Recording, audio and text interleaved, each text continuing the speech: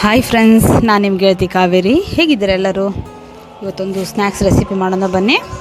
Sweet ಕಾರ್ನಿಂದು ಇದು sweet corn ಮತ್ತು ಒಂದು ಆನಿಯನ್ ತೊಗೊಂಡಿದ್ದೀನಿ, ಹಸಿಮೆಣಸಿನ್ಕಾಯಿ, ಕರಿಬೇವು, ಒಂದು ಅರ್ಧ ನಿಂಬೆಹಣ್ಣು ಹೋಳು ತೊಗೊಂಡಿದ್ದೀನಿ, ಶೇಂಗಾ ಬೀಜ, ಕಡಲೆ ಬೀಜ ಹುರಿದು ಸಿಪ್ಪೆ ತೆಗೆದಿದ್ದೀನಿ.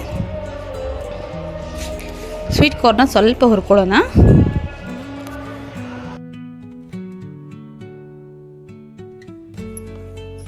ಸ್ವಲ್ಪ ಈ ರೀತಿ ಹುರ್ಕೊಂಡ್ರೆ ಹಸಿ ವಾಸನೆ ಎಲ್ಲ ಹೋಗುತ್ತೆ. ಸೊ ಟೇಸ್ಟ್ ಚೆನ್ನಾಗಿರುತ್ತೆ. ನೋಡಿ, ಇಷ್ಟು ಫ್ರೈ ಆದರೆ ಸಾಕು. ಕಡಾಯಿ ಇಟ್ಕೊಂಡಿದ್ದೀನಿ. 2 ರಿಂದ 3 ಸ್ಪೂನ್ ಆಯಿಲ್ ಹಾಕ್ಕೊಳ್ಳಿ.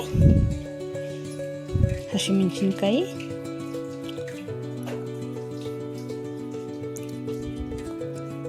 ಕರಿಬೇವು,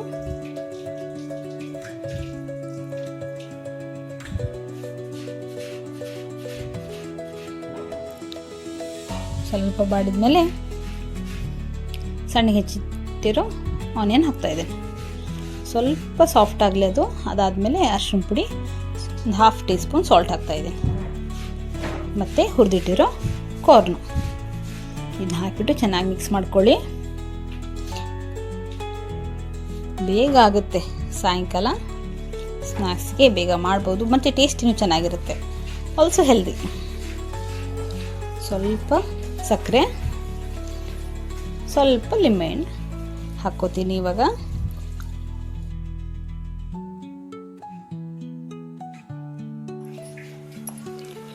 ಸ್ವಲ್ಪ ಲಿಂಬೆಹಣ್ಣು ಹಾಕ್ಕೊಂಡ್ರೆ ಟೇಸ್ಟ್ ಚೆನ್ನಾಗಿರುತ್ತೆ. ಸೊ ಲಾಸ್ಟಿಗೆ ಕಡಲೆ ಬೀಜ ಹಾಕ್ಕೊಳ್ಳಿ.